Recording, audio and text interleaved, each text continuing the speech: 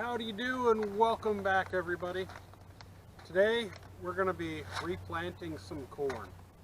I know you didn't see me plant the corn the first time, but I had this whole garden planted because I only had a matter of hours in which to plant it, and I didn't have time to take you along with me for the journey.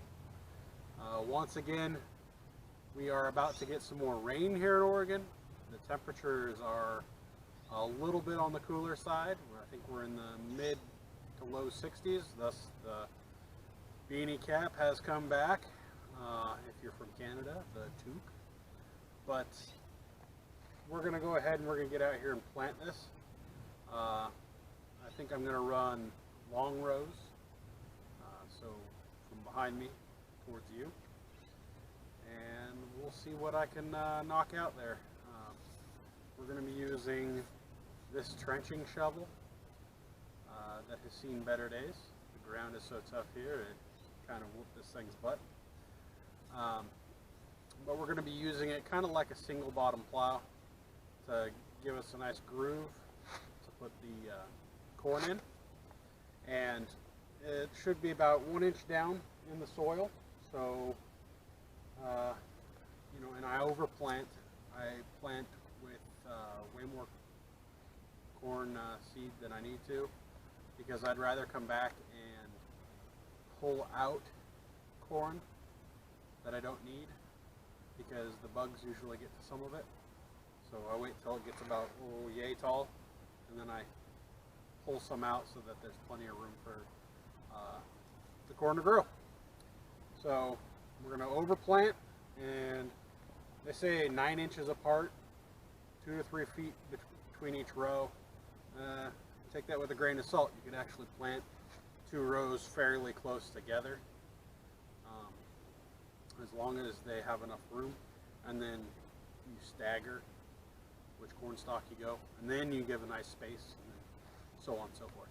So, all right, well, stop wasting time.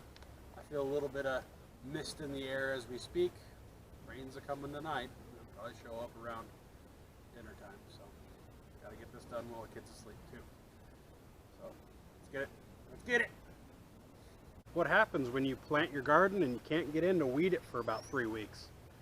You end up with your beans and grass growing at the same time. Wow. I think I'll have to get a hoeing video in.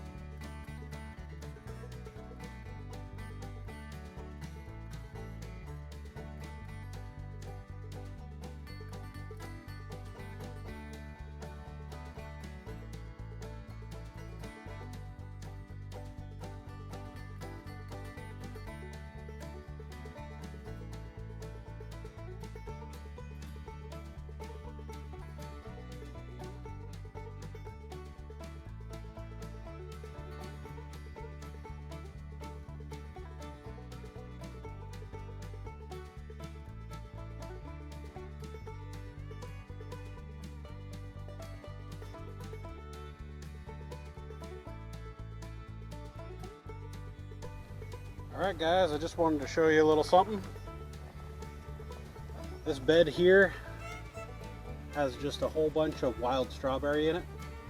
The big hole in the middle was a golden raspberry bush that I had to pull out because it was going too nuts. But the wild strawberry is taken over. And usually wild strawberry produces a really tiny berry. But I'm going to show you a little something. What happens with a little tender loving care and some wild berries. We have right here wild strawberry. And that's one of the biggest wild strawberries I think I have ever seen. That is massive. I'm going to tell you right now, these strawberries here, it's just as good as the store-bought ones. There's no real difference other than wild strawberry tends to be smaller. So I took some wild strawberries from down out in my field that have been growing naturally and producing berries about the size of my pinky there. And look at that. Look at that. Beautiful. But there's a lot in there that are almost ready, or they're still green yet that I don't want to pick. So this is just the earliest strawberries that I could pick and eat. But I'll show you again sometime later when these strawberries really start going. Alright, well that concludes our planting. Sorry if it got a little shaky there. I had you in the time-lapse mode, but the sky had some other things it was trying to do to us, so I needed you in the waterproof case. So I figured I'd take the opportunity to give you a close-up of what I was doing with the hoe there. It's a fancy hat. I know it can jiggle a little bit, so we'll see how it turns out. But I think it's rather stylish, if I might say so myself. But see what kind of trouble that I can get into tomorrow. Hopefully this corn comes on up, you know. Then we get to show you how we can it. Later. After a total of 1 week, you can see here the corn is probably about 2-3 inches high and growing fast. Second planting went well.